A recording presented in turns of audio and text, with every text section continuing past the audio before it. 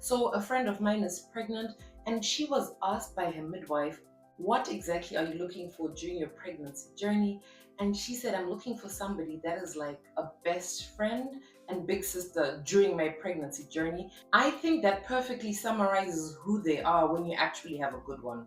Let's dive into it. Your midwife may help you from the very moment that you find out that you're pregnant, and also they can help you preparing for your birth. But one thing that my midwife did that I enjoyed every appointment in the comfort of my home, it was listening to the baby's heartbeat. And that's different as when you have to go to your gynecologist, you leave the house, get dressed, go in the waiting room for all this. But the comfort of just being at home, and you have the midwife pop by, check on you, check on the baby, find out how everything is going. That was really valuable to me during my pregnancy. One thing that was very, very important for me was to remain in touch and aware of my maternal instinct, and to believe in it. If you listen to your body, listen to your child, you also get a lot of answers. And I also expressed that remaining connected to my roots culturally during this, pregnancy journey was really important to me. Here in Germany, you can give birth without a doctor, but with the midwife, like officially. But you can't plan to give birth with a doctor without a midwife. The role of the midwife during a labor is to keep you safe, empower your decisions, and help you stick to your birth plan or guide you through it. So one of the best parts of having a midwife in Germany is for the postpartum care. In the beginning, they come to visit you almost every day on a need, actually every day in the beginning, and then they gradually change the intervals to every second day, and they align with you which intervals are still working. So when they pop by, they check to see how breastfeeding is going, and they give you bottle feeding support if you're going to be using the bottle. They check the baby's poop and sleep patterns. And this is something that's very, very important to a lot of moms, especially if it's your first child. It's unbelievable how much one can talk about poop. If you have any wounds, they check how that is healing. And they also monitor your emotional well-being, and they look out, for the baby blues or postpartum depression. Because a lot of times family and friends, they're so excited, right? They just want photos of the baby. How's the baby doing? How are you doing? Everybody knows, of course, you have sleep deprivation, you have broken sleep. There's like the normal suffering that's part and parcel of having a baby. But people are often excited about the baby itself, but the midwife has a special focus on the mother and the mother's well-being, especially during postpartum.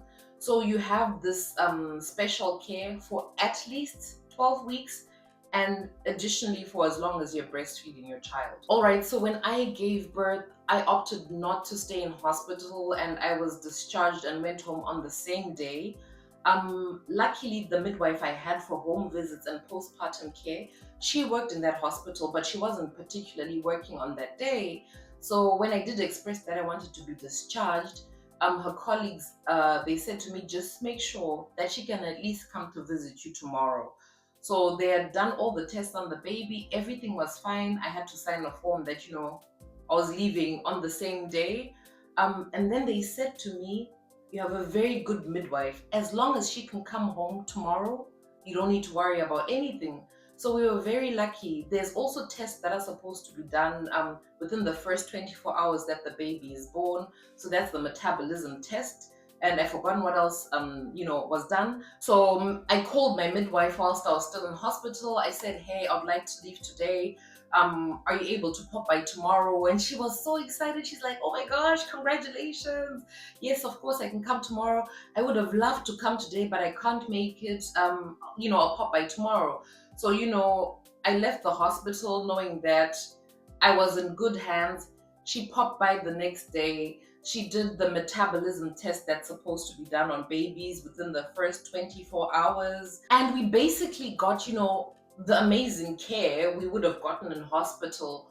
Obviously not 24/7, but during the time period that she was there, She assessed the baby, she assessed me, everything was going great. So with every visit that she made, she would check my tummy to see how things were going, and if my uterus had gone back into its right position.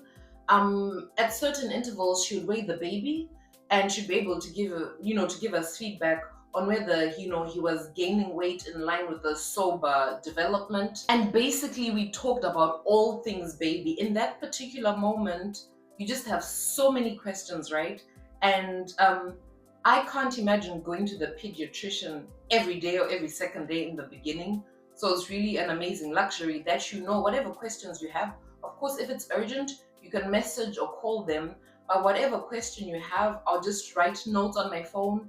And the second she was there, it's like, oh, I have this question, I have that question, I have this question. And I know one of the questions I had at some point, our son's skin had a marble effect. And I asked her if everything was okay or if it was normal, because I had never seen a baby with that kind of skin. And she said to me, it's very normal because he's a mixed child, his pigment is still, figuring things out. That's why he has this marble effect.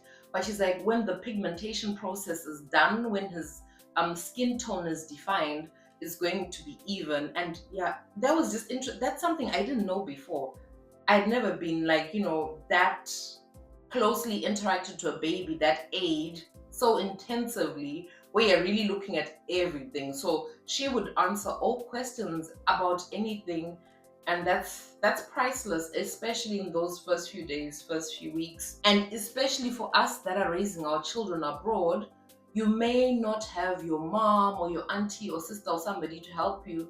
And you have your midwife, which is an amazing support system. This is one thing that I was not expecting, but I was actually, when it was time to birth the baby, I was really, really scared. Um, and I remember saying to her, okay, I want to birth the baby, but I'm scared. She said, oh, don't worry, I'm going to do it with you. So, she came, we had the tub, and she's like, oh, okay, you know what? I would highly recommend that you use the tummy tub. I had never heard of a tummy tub before. And then, she explained to me that it's like the upright position with warm water. It mimics the mother's wombs, and babies prefer the tummy tub to using a conventional tub. So actually on that day, she brought her own tummy tub, and I was really impressed by it that I ended up getting my own, and that's how we bathed our son till he was too big to fit in the tummy tub. So in a nutshell, depending on what questions you have or what challenges your baby may be having, the midwife answers anything and everything, be it milk supply, lactation, if your baby has colic, if your baby is throwing up, if your baby is crying a lot. Or one of the things that she showed us was, how to soothe a crying baby. There's a day she came and our son was just crying, and I think she noticed I was overwhelmed, and she said, just give him to me. She took him and he immediately stopped crying. I said to her, oh my gosh, what did you do? She's like, and then she showed us the position. Okay, I can't simulate it right now because I'm not holding a baby, but I'll put a link in the description for those of you that would be interested in this holding position, because it was a game changer. It was like you press a button, the baby immediately stops crying. I absolutely love that, and that's one of the things the midwife showed us. Whatever challenges are common with babies, the midwife can look to see what the baby's bed looks like. They can speak with you about your diet. They can highlight that you should be having a balanced diet.